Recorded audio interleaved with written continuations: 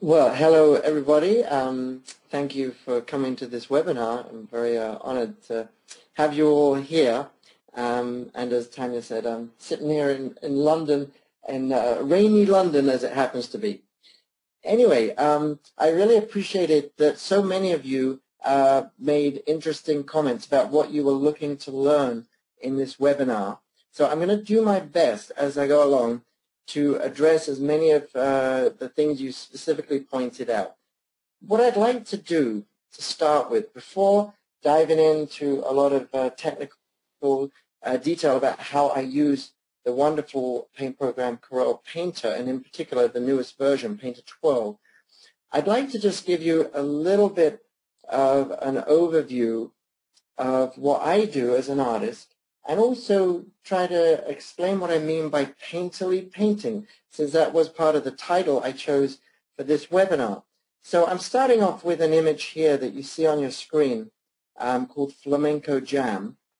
And this is based on a photograph of a flamenco teacher in San Francisco. And what I'm really wanting to express in this painting is not just here's a dancer and, you know, she looks very dramatic. It's really the incredible energy and passion of that dance and of the spirit with which she dances. So you can see that I'm working with color, with movement, with form, all over the canvas, and it's all about expressing that. This is a photograph of my dad, and I use this as a basis for a collage that some of you may have seen. It was an example in one of my earlier books, and I use it actually as an example of a collage portrait. And this is also a memorial for my dad who passed away.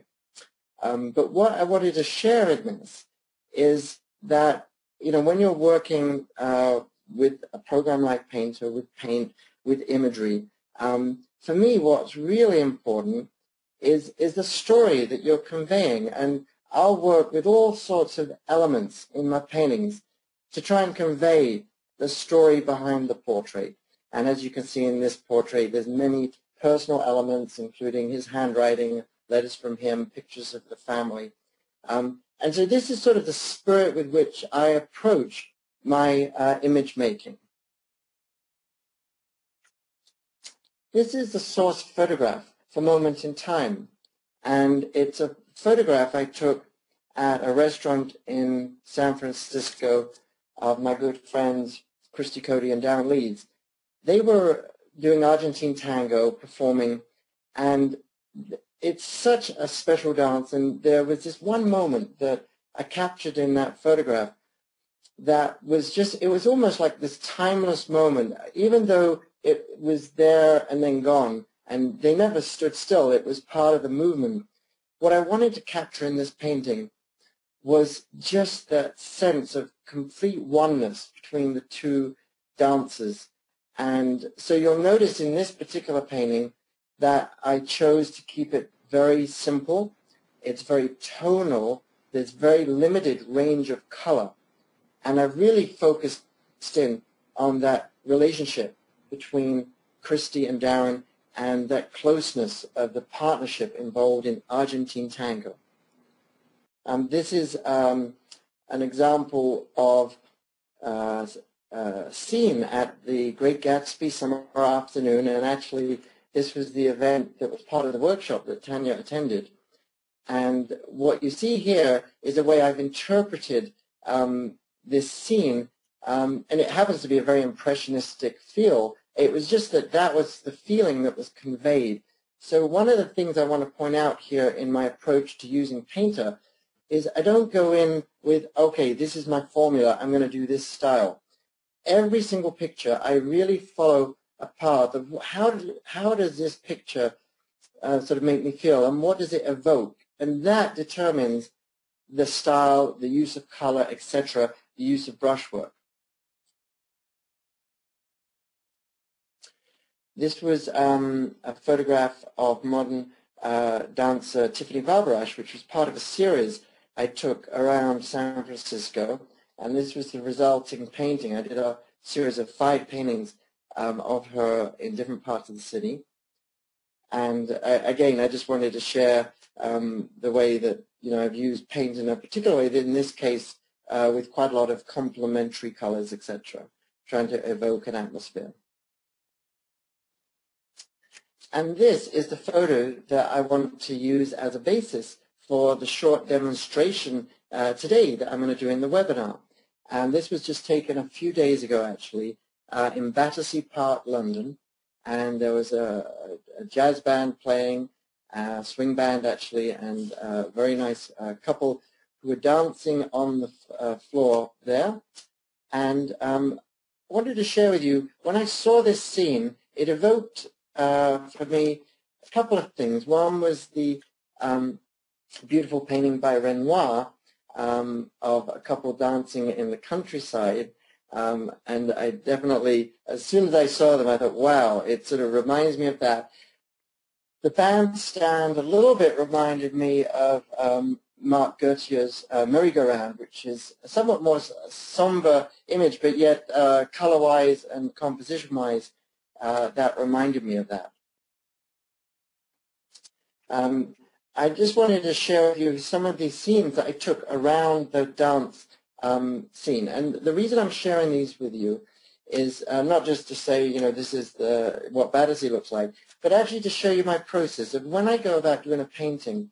If, for instance, I see these dancers in a bandstand in a park, yes, that's going to be my main image, but I'm always thinking about what else can I bring in that's going to bring life to this composition and this image. So I start looking around at, for instance, the skies here. This is the River Thames. Of course, the iconic Battersea Power Station, which is right next to the park. The beautiful detailing on the Battersea Bridge with the seal.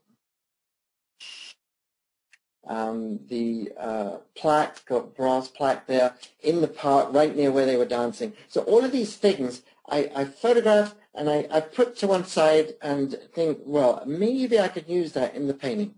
And we'll see how I've actually used that. I'll show you some different techniques and ways that you can do things. And then finally, coming back to this whole issue of painterly, what do I really mean by that? So a couple of things. Really, the key things for me are color and brushwork.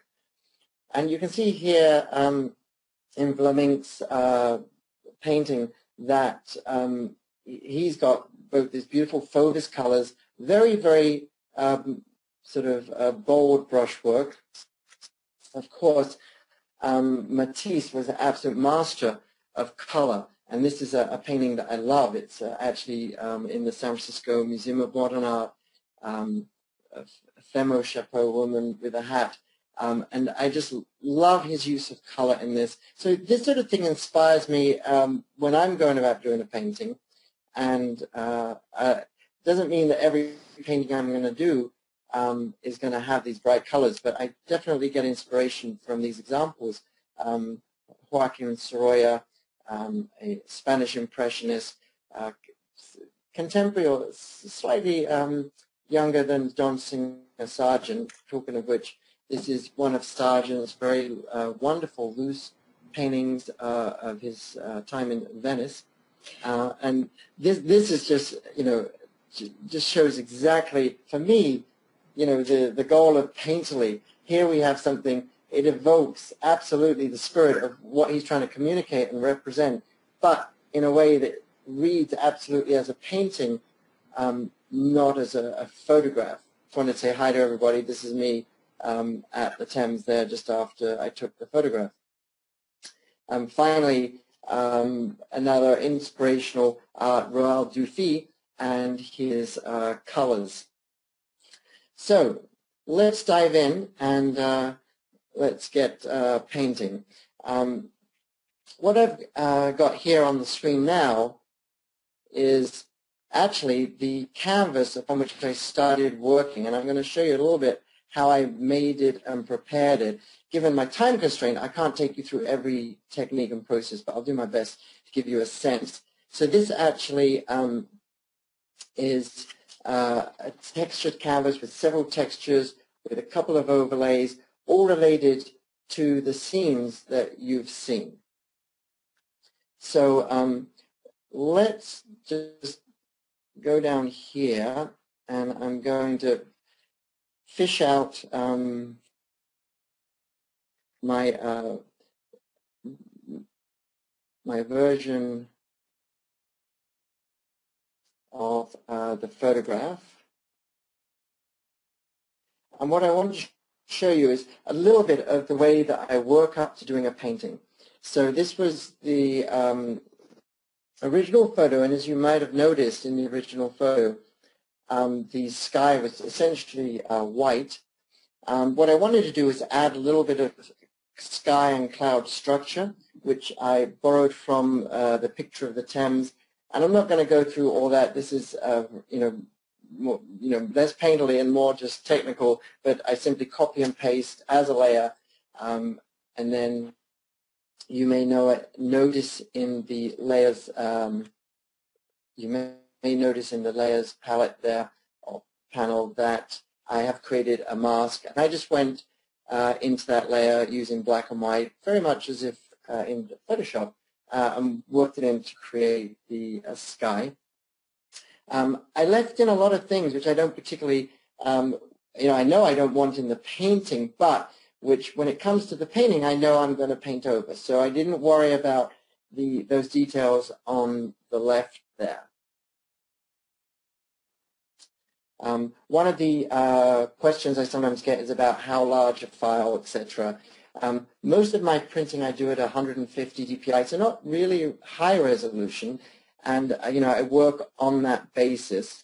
For this demo, I've made everything a little bit smaller, just for the ease of working on the computer here on my laptop. Jeremy, we have a question from David, and he's wondering if the canvas that you have open, is that a custom canvas or one that comes with Painter? Or is that just an image? Okay. When you say the canvas, you mean this image here? Yes. That I created, so I'm just going to show you how I created it, give you at least a little sense of that anyway. So let's just go back. Here we go. By the way, I know some of you haven't read what you put in when you registered for this webinar. Some of you are new to Painter, and a lot of you are using older versions of Painter. So what you see here on your screen is Painter 12. I've set up my palette arrangement in a rather customized fashion to suit the way that I work. And I just try to have everything accessible, but yet not be overwhelmed. So in case you're wondering, wow, what are all these palettes and where do they come from? Just to give you a sense of what's going on, I'm using a workspace that's actually on PaintboxTV.com. It's essentially very, very similar to the portrait and collage workspace that I created that comes with Painter 12. And I definitely encourage you all to upgrade to Painter 12. It's a phenomenal new version of Painter, totally worthwhile, and to download all the workspaces and all the extra goodies that you can off the Corel website. You'll really enjoy it. And they've got videos there for every workspace that explains from each creator of the workspace how you use them. So I definitely would put the time into doing that and encourage you. So in terms of that canvas, let's just dive in here. As a general policy, when I'm building up imagery, especially with layers, I regularly tend to use my drop all. I've got my shortcuts in my custom palette here. So I flatten imagery quite regularly. I'm going to hide my palettes for a moment. And actually, one thing I just want to point out that I think is important here is that I really take full advantage of the Intuos 4 Express keys, and I encourage you to do so in terms of programming. It's really worthwhile. And so, for instance, here I just use the top of Express key to hide show palettes clicked on there. And all this, by the way, I explain on Paintbox TV. I go through how I program it. But it's worth taking the time to do that especially with Painter 12. So let's go back here. What I'm going to do is show you, first of all, the starting point. And one of the questions that some people had was, what exactly is my approach to setting up painting from a photo? And so just to give you a little bit of an overview here, the first thing I do, I get my source photo as, as I like it, do a bit of collaging of different images together if necessary, like I did here. Then I put it on the left-hand side of my screen, a bit smaller, and I do a clone copy, file clone. And then I set this up over here on the right, and maybe zoom in a little bit. There we go. Put it like that. And my goal here actually is to, in a way, treat this very much like a traditional canvas. So if I was working on a traditional canvas, I would have my canvas here. If I was working from photo reference, I might stick the photo on the top left. One of the really nice things in Painter 12 is that, as you notice, you've got a navigator, which I love. So when you're zoomed in on something that you're painting on, you can see here and move around with the navigator. So this always allows you to have an overview of what you're doing.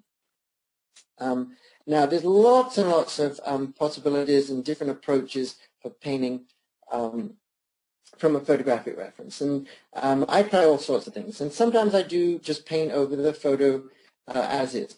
But I think in terms of something that's going to give a painterly result, it really does make a big difference to start with a blank canvas in a sense.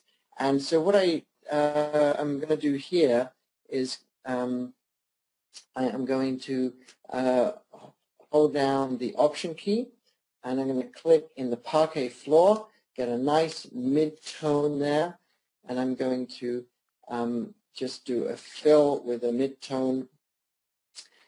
And that's going to be, in a sense, my starting point canvas. But it's a bit plain and a bit flat. And I have to say, when you start walking around galleries and museums, and you just look at the beautiful textures of the canvases, and sometimes, the artists leave their raw canvas showing, I really want to feel that I've got something a bit more textural and tactile than just this flat, plain color. So what I did with this was start to create textures from some of the things that that I actually captured that day around the park. And so let's grab a few things here. Jeremy, while you're grabbing those textures, there was a question that came in that asked what your method is of going back over your steps, similar to the Photoshop history panel. Is there something like that in Painter, or what method do you use? Well, there is a script facility in Painter, although I use that for, and have used it in the past, for doing animations based on my paintings, but very, very simple, straight from A to B, record a script, and then replay it. In terms of my approach to this, and I can only speak personally, and everybody's going to do different things. So my approach to this is, and I'll just show you here, if I go File, Open,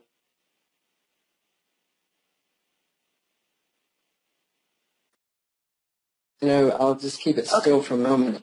You'll notice that every single file name has, the project name, a version number, sequential, and then finally a detailed note about what I just did, what brush I used, what layers are there, if there's anything special about it in terms of composite methods or layer modes, etc. So in a sense, this is the answer to that question, is like, how do I keep a track of my history of what I've done? This is how. I'm very particular about documenting, saving sequential versions, and it really is powerful in terms of allowing me to go back and look at what's going on. So I hope that that answers the question. And in fact, right now, I can see that after I filled with beige, the next step I did was put the bridge seal texture using dye concentration effect. I actually used a number of different effects to create that canvas. So what you see here in black and white is based on that photograph of the bridge with that seal underneath. I just did some manipulation, moved it around, and then used an effect called express texture to turn a color image into a nice black and white image like this. And then at this point, I save this as a paper texture. It's an enormously powerful thing for you to do, and you can do so much with paper textures in Painter. I've been, loving them for years because they're just so versatile. And I'll just show you how I do that.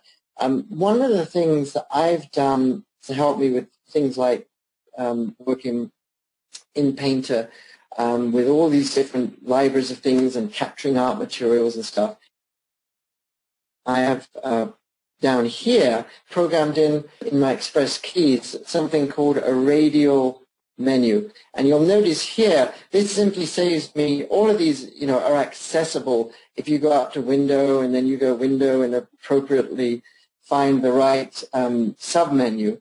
But what I've done is things that I'm using a lot, like, for instance, papers and paper library. I'll go click and let's go, there we go, paper library, papers, there we go. And so it just allows me to access things very, very quickly and handily. That's the Radial menu in the Wacom Intuos 4. And then once I've done a select all on this black and white image, let's do select all, and then I can go to capture paper. Simple as that. Give it a name, so I'll call this the Battersea seal, and that's it. And that's now captured as a paper texture. One of the things that I really, really appreciate in Painter 12 is the incredible improvement in the library management facility. And for those of you who've, used those, what they used to be called the movers in earlier versions of Painter, and sometimes got sort of pretty confused by them, well, this is just so much more logical. So what I can do here is see all the current paper textures in the standard default paper texture library, plus any other libraries that I've opened, which include custom library of papers that I always like to install when I use Painter, plus a library that I just created especially for this project.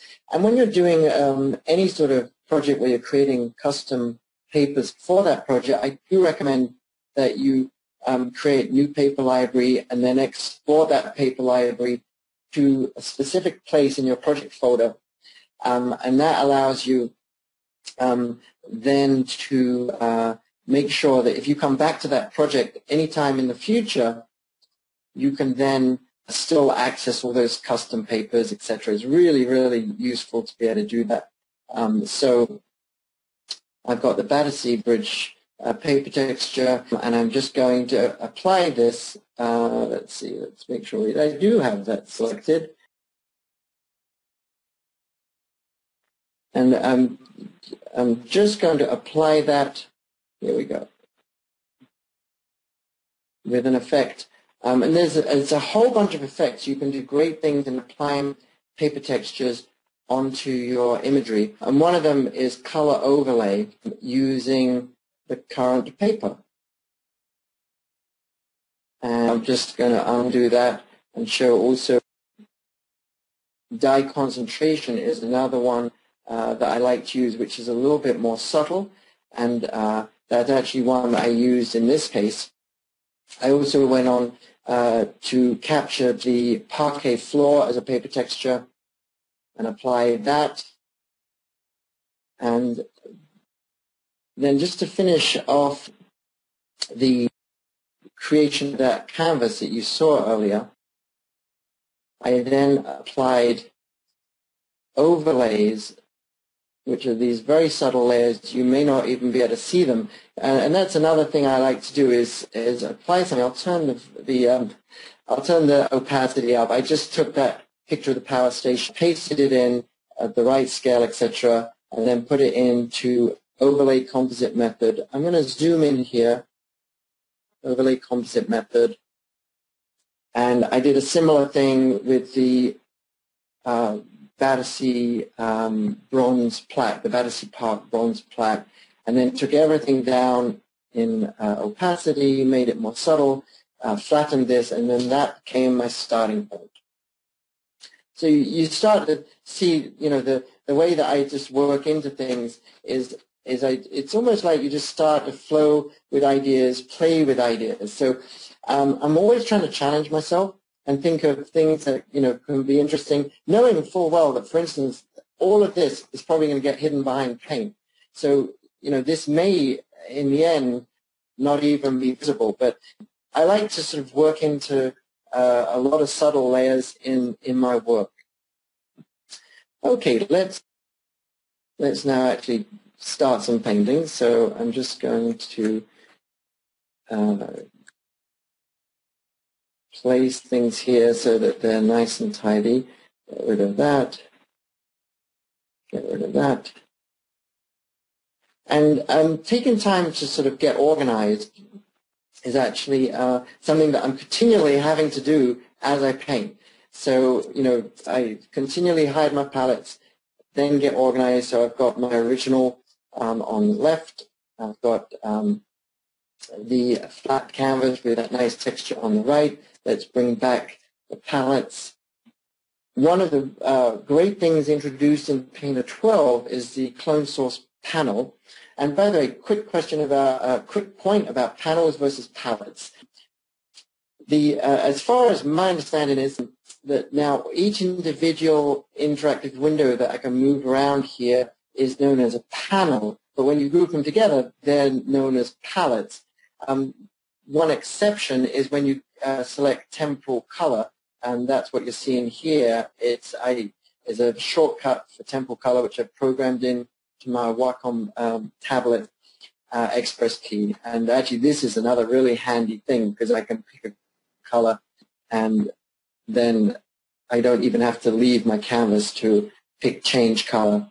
But anyway, so going back here, I'm going to start off. Let's have a look here. I'm going to start off with some of the brushes that are new in Painter 12. In the airbrushes, there's a whole bunch of new digital airbrushes. Quickly work with an airbrush here. And I'm going to use my Command and Option key or Control and Alt on a PC to change brush size. And when I start off, one of the things I like to do is rather than immediately use clone color from the original photo, is actually do things just by sight, knowing that they're going to be inaccurate and that I'm going to get a lot of things in the wrong place.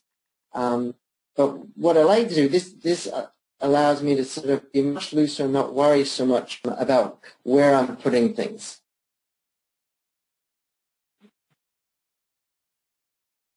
And also, by not using clone color right away, I start to expand the range of colors that I introduce into my image.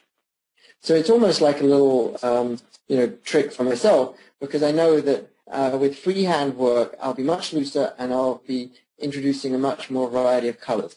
The other thing I don't worry about so much at this stage is getting things exactly right. Well, obviously, you can see that immediately.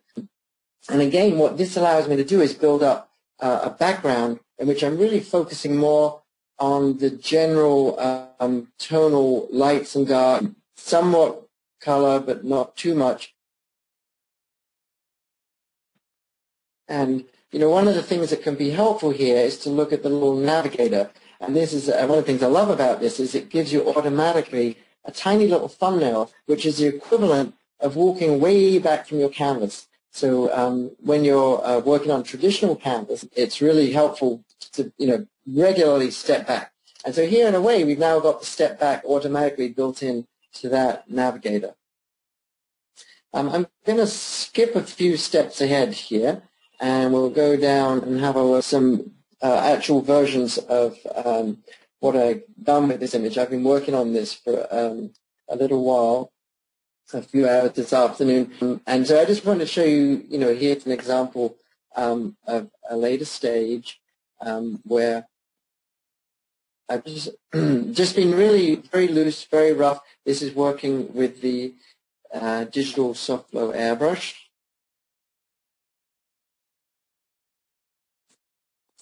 And then I started going into using another of the new brushes or a new category of brushes in Painter, the real wet oils. And again, having the notes in my file names makes a huge difference for me to remember and go back and be able to recall what I use.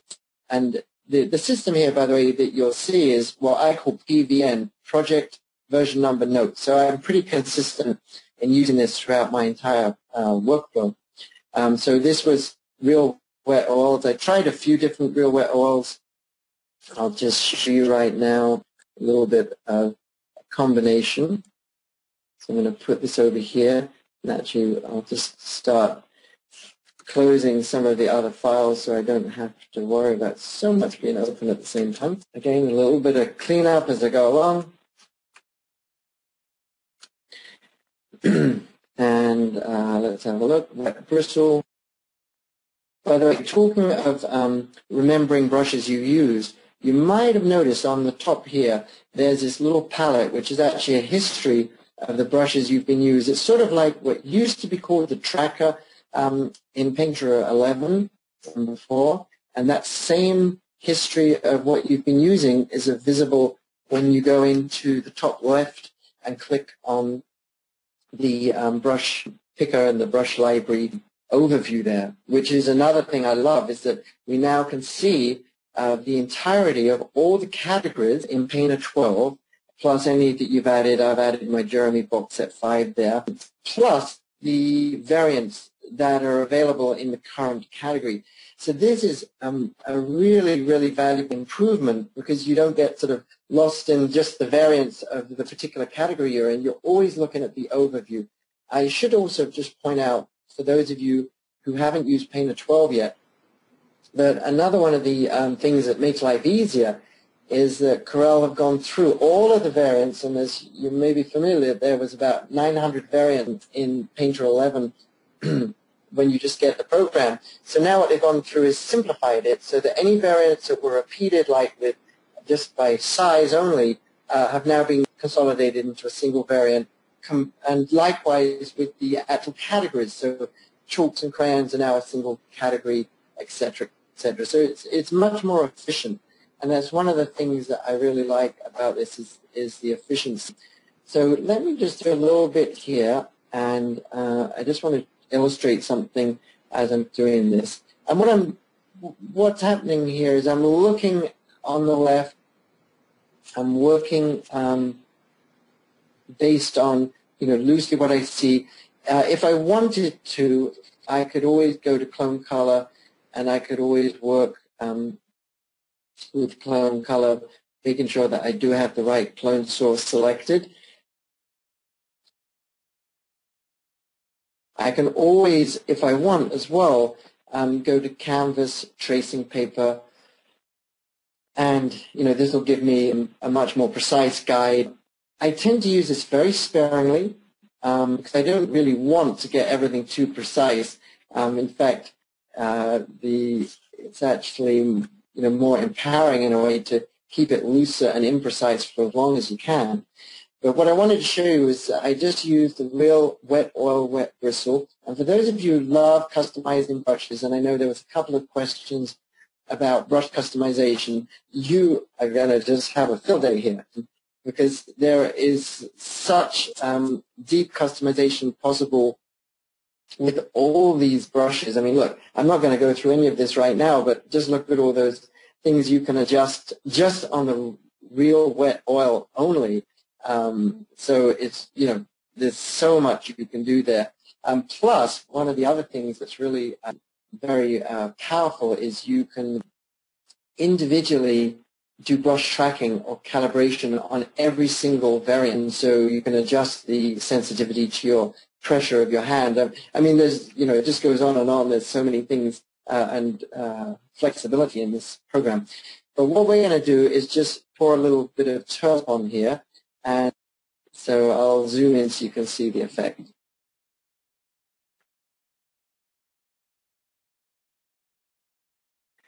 And what is, pick some other terms. It takes a little while to apply, but you can see that it's starting to spread that oil out, just as if in traditional world you actually have some oil paint, you put some turps on your canvas, and then it starts to spread out around there, soak into the canvas a bit. So you can get some really, really interesting effects. Let's set of brushes in Painter, and that is the gel brushes. These are pretty amazing. So let me just take this out of screen mode here. Put this over here. We'll just close that. One of the things with regard to time and painting is that I really encourage you to make the space to give yourself time to breathe with your paintings, and to, I mean, obviously in this webinar I'm just rushing through. I'm not able to show you everything or even sort of continually paint the entire process in less than an hour. But I really encourage you to really take time to play, and not always, not necessarily be in a rush to get to the end. I find that the play stage, so to speak, of the painting is the one that produces so much of what's going to add life and vitality to your final painting. So no need to sort of be in a rush to, it's got to look perfect, I got to tighten it up, I got to get it looking right. Actually, it's almost like you can challenge yourself. The more you play, you set yourself little challenges. How am I going to now get this painting to get resolved? And that process is what throws up interesting stuff. Let's take a look here at the gel. So let's go to the gel brushes. And what you see on here, I'm going to use the gel camel hair. And first of all, I'll use it in its default mode. And if you're ever using a variant and you say, oh, I wish it was just how it originally was when I first got painted, I don't know what I did to it, then you can always click on this wonderful, useful little thing in the top left called the Reset tool. Click, and that'll just take you back to whatever your original factory settings were for that variant. So here we have a gel, and what's nice about these gels is they create sort of washes. You can see it's see-through, so you get this nice wash effect, a bit like the broad water brush, which I also love to use in the digital watercolors. But this has a rather unique property, which you're going to, for those of you who have not used Painter 12, watch this carefully. If you go to General in the Brush Controls panel, here's another amazing thing that's been introduced in Painter 12. So with quite a number of the brushes, you can check Use Stroke Attributes, and then there is a merge mode. Now, this merge mode is what used to be only available when you're working in a layer and you want to control how the layer colors interact with what's underneath. Guess what? You can now do that with brushes themselves. So here I'm going to go to Difference instead of Gel, and I'm going to continue painting with the same brush set now in Difference mode, and check that out. It's, I mean, obviously it looks a bit ugly here, and it's not necessarily going to be what you want, but you can get these incredible results. I'm going to zoom in here just so you can have a look at this close up, because it's it's pretty amazing being able to control the merge mode of these brushes in real time.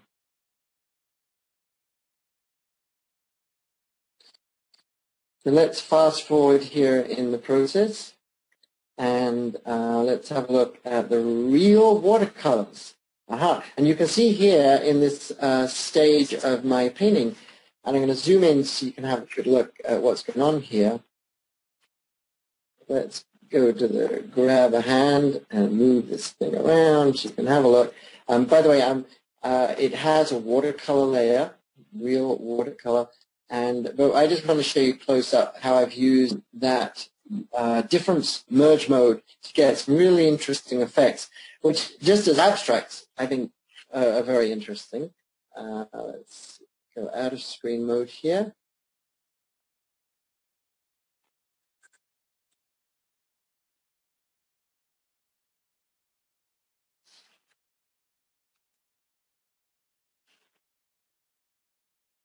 Let's move to the real watercolors. So this is a new brush category, and I just want to point out, because it can start to get really confusing with the terminology. You'll notice that we now have a watercolor category, which is what we had also in Painter 11. And by the way, thanks to Cher Pendavis for all the incredible work she's done in creating these watercolor brushes, both these and also the new real watercolors. So thank you, Cher. But we have watercolor and real watercolor both work in a layer, which appears in the layers list. And then we have also from an earlier version of Painter, digital watercolor, which, by the way, I love the digital watercolors as well. They work in a layer, but you don't see the layer. But what I wanted to show you here was this real watercolor, and we'll just paint a little bit here with give you some idea of what to expect. You really have to just play with these brushes to get a sense of how they respond. And again, for those of you who love to customize brush behavior, you're going to have a field day, because when it comes to real watercolor, again, you've got so many parameters of the brush behavior that you can play with in these brush controls. It's just phenomenal. So let's just put down a little bit of color here, and then let's go into one of my favorites of the real watercolor, which is light fringe. And I'm going to zoom in here so you can have a good look at the effect, light fringe.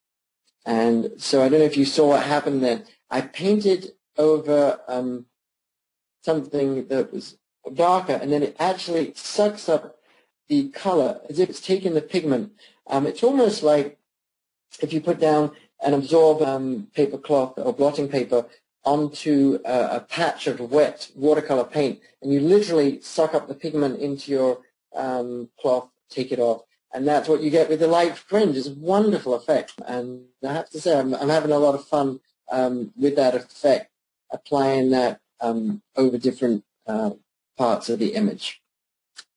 And you'll see in this zoom image here on your screen that you can still see through some of the underlying texture that I put on the original canvas. So right here where my cursor is moving around, that's the parquet floor combined with the artist's canvas. So all sorts of things that show through as I keep working on this image.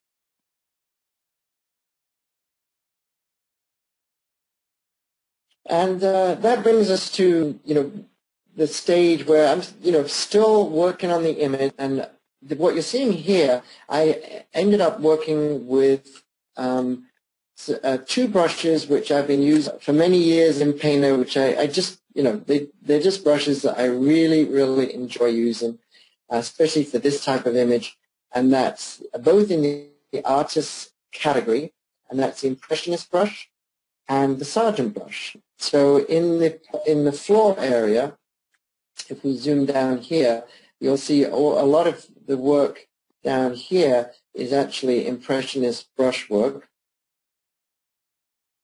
And then a lot of the more detailed work into the clothing, which I'm still, deciding how much I want to resolve, etc. A lot of this is using the Sargent brush. So let's just bring these back, and I'll just finish off here doing a little bit of adjustment with those brushes, and particularly let's just go into the Sargent brush here.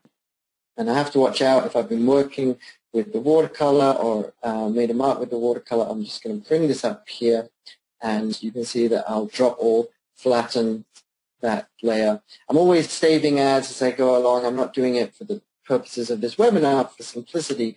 And I'm going to just have a look here.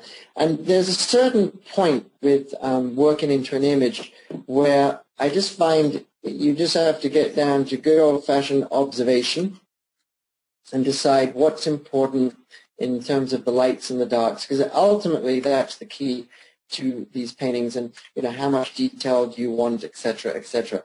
So let's just do a few brush strokes here, and this is a painting that I may work on, develop still for some time. We'll see. I never really quite know when the ending is. Sometimes I feel it's finished, I leave it overnight or for a few days, come back to it, still want to work on it some more.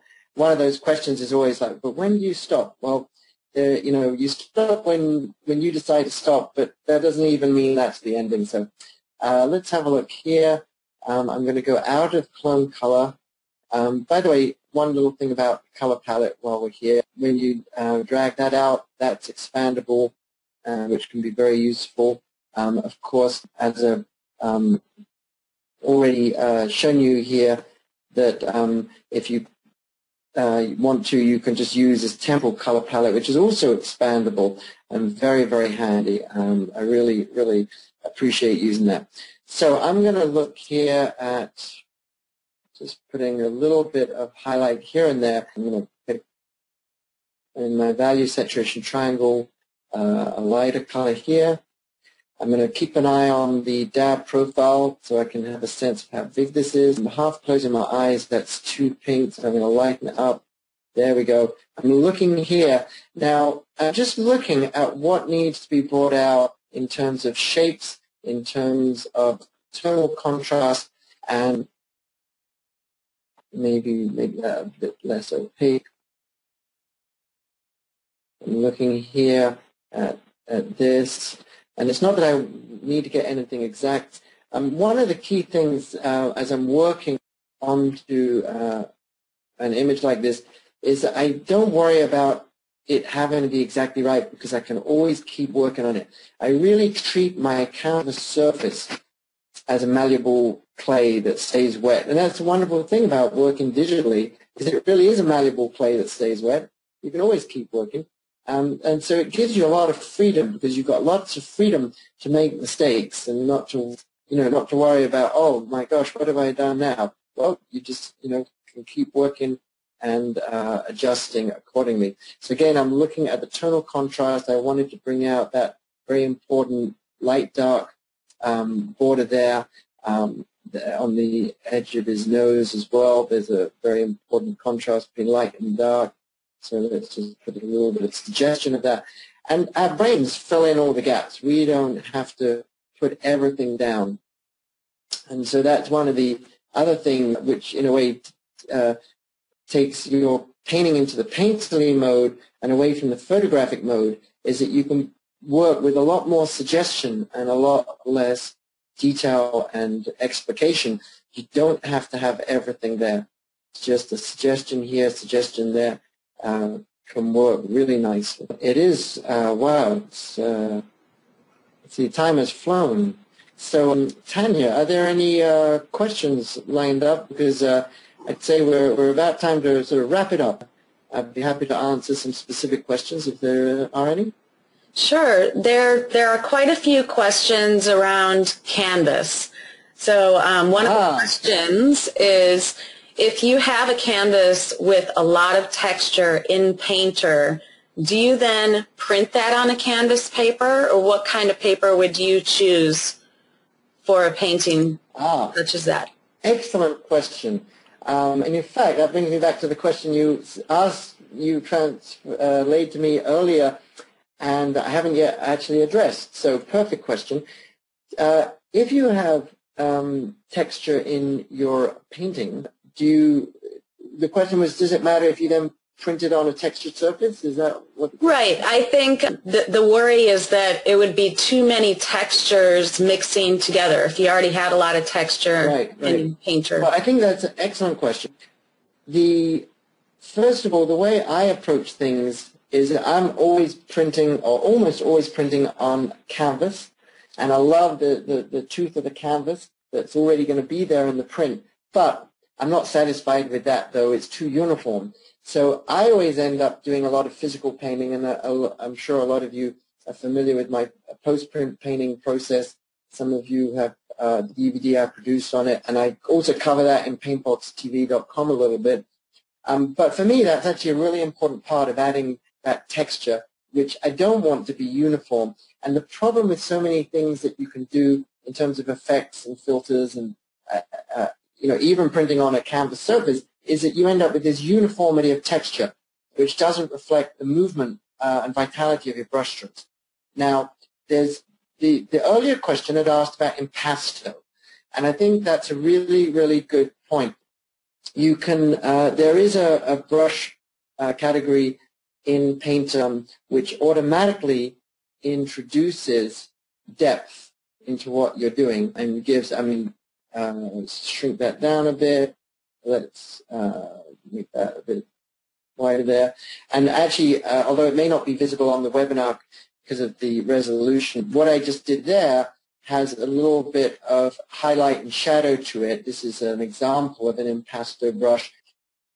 What I tend to do is more, in a sense, my impasto is what I add physically afterwards, after I've printed. Anyway, there is one other thing you can do in Painter, which I will point out.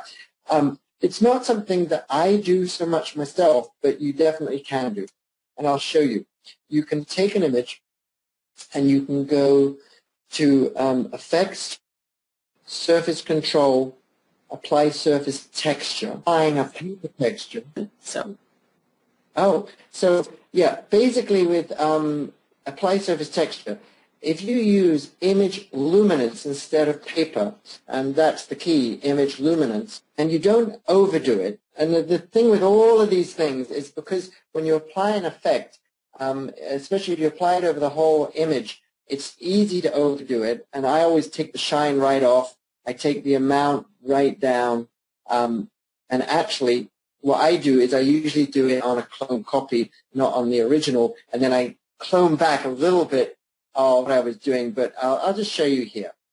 So, okay, and I don't know if you saw the change there. We'll zoom out, but you see how now every brush stroke in that painting has a three-dimensional look with a shadow and a highlight.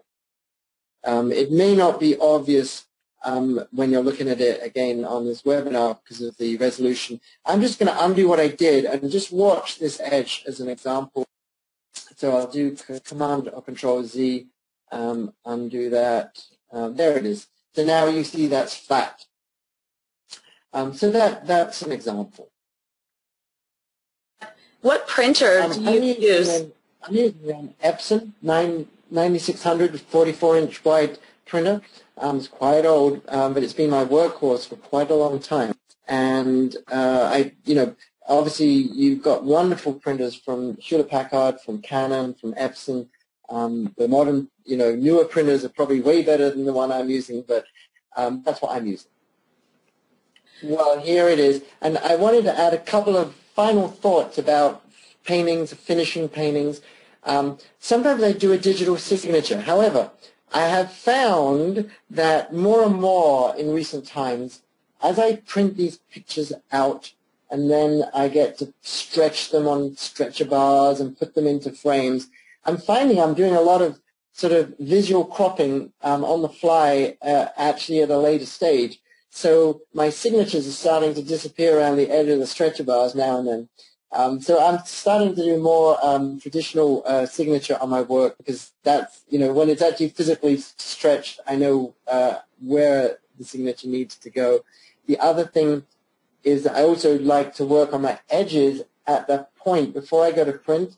So I have a nice organic rough edge. And even if, my client, if I'm doing it as a commissioned work, even if my client's not necessarily even going to look at the back of the painting, I do like to have an organic edge, so I do work on that, later.